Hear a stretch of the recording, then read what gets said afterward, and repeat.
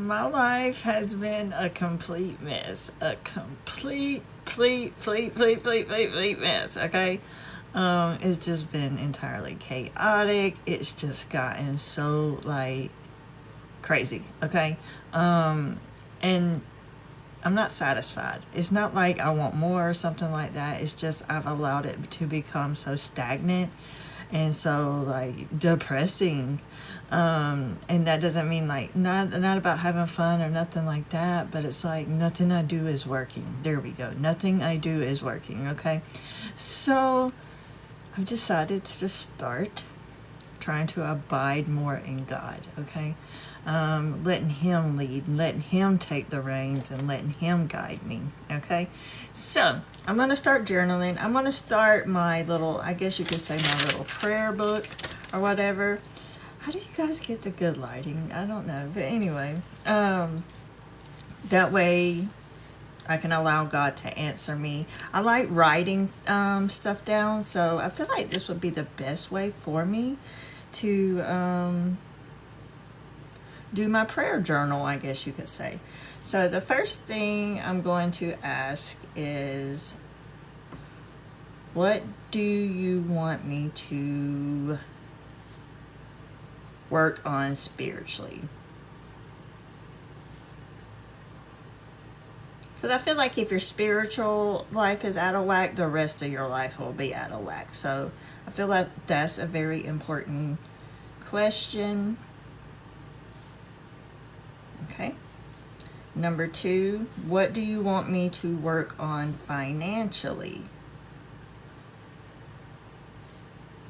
My finances has been crazy. I haven't been able to work that much due to chronic pain, major back issues, even like major social anxiety has taken over my life. So my main source of income has been DoorDash, social media, stuff like that, okay? Let's see. Luckily, I do live with my mom.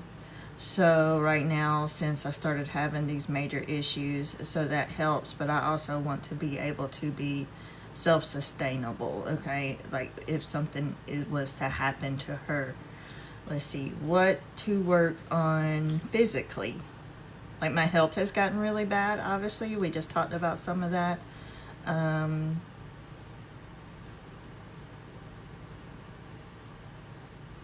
So yeah. And then number 4 is going to be,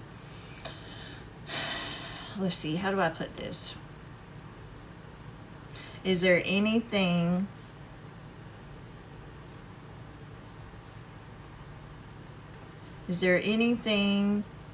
you would like me to work on changing in my life right now?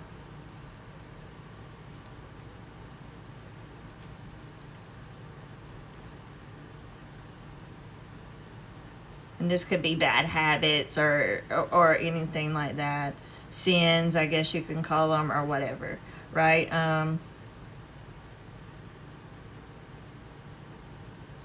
I feel like I enjoy doing snowball effect stuff, because every time I try to go back to God and stuff like that and work on like taking away my sins or living a better life by Him, I always tried to do it all at one time and it always backfired. So I feel like because He knows I like the snowball approach to almost everything.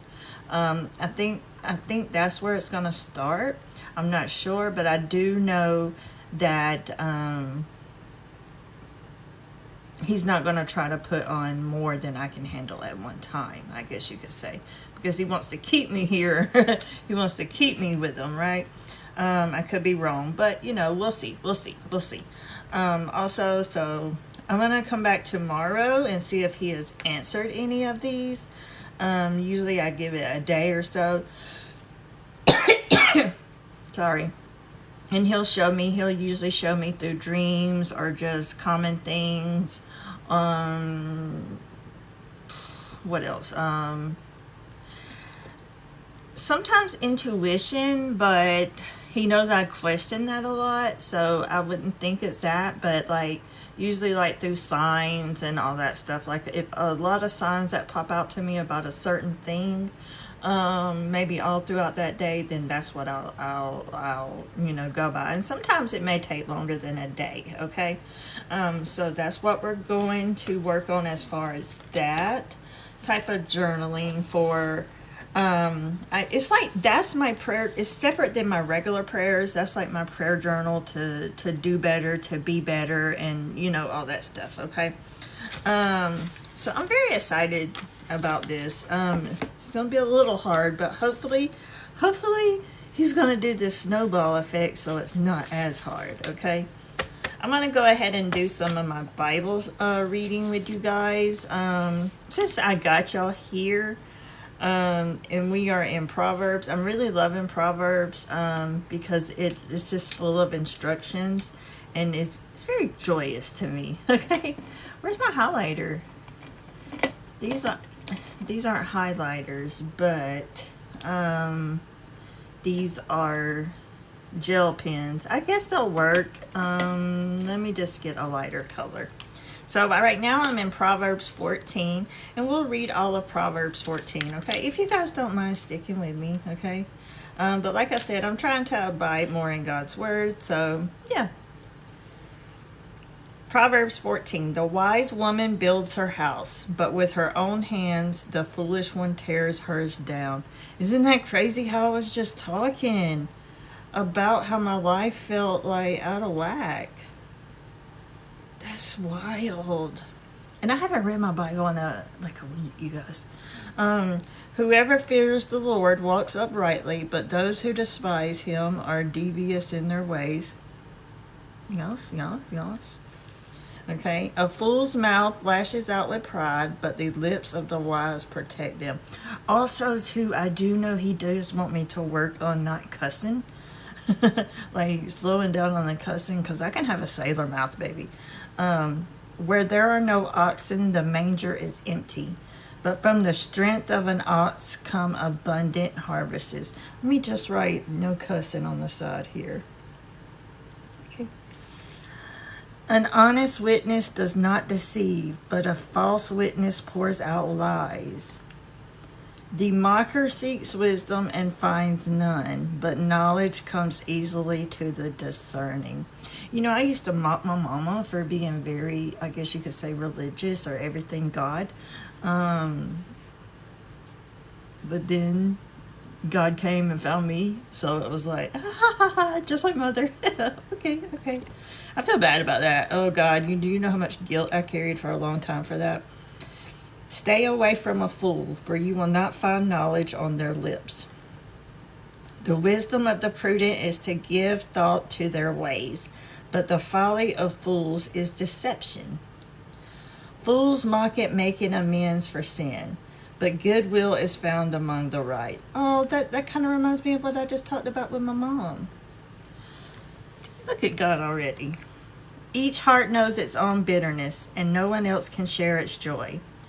The house of the wicked will be destroyed, but the tent of the upright will flourish. There is a way that appears to be right, but in the end it leads to death. Even in laughter the heart may ache, and rejoicing may end in grief. Aww. The faithless will be fully repaid for their ways, and the good rewarded for theirs. The simple believe anything, but the prudent give thought to their steps. Oh, let me put some stars beside that. Yes. The wise fear the Lord and shun evil, but a fool is hot-headed and yet feels secure. I gotta pause this and come right back. Okay, sorry about that, you guys. A quick-tempered person does foolish things, and the one who devises evil schemes is hated. The simple inherit folly, but the prudent are crowned with knowledge. Nice. Evildoers will bow down in the presence of the good, and the wicked at the gates of the righteous. The poor are shunned even by their neighbors, but the rich have many friends. Oh, my hair's a mess. Oh, anyway, sorry. See, I'm getting distracted. Y'all stop distracting me. I'm doing it myself. Where are we at? It is a sin to despise one's neighbor, but blessed is the one who is kind to the needy. Oh, I got a neighbor I kind of don't like. I don't despise them. I don't like some of their ways, though. So is that the same thing? Like, okay. We'll ask God about that later. I'm sure. I don't know. I don't despise them, but I despise their ways. Is that the same thing? If you guys know, let me know. Do not those who plot evil go astray, but those who plan what is good find love and faithfulness. Oh, that's awesome. I don't think I've ever read that one before. Let me circle this. But those who plan what is good find love and faithfulness. Okay. All hard works brings a profit, but mere talk leads only to poverty. Okay. The wealth of the wise is their crown, but the folly of fools yields folly.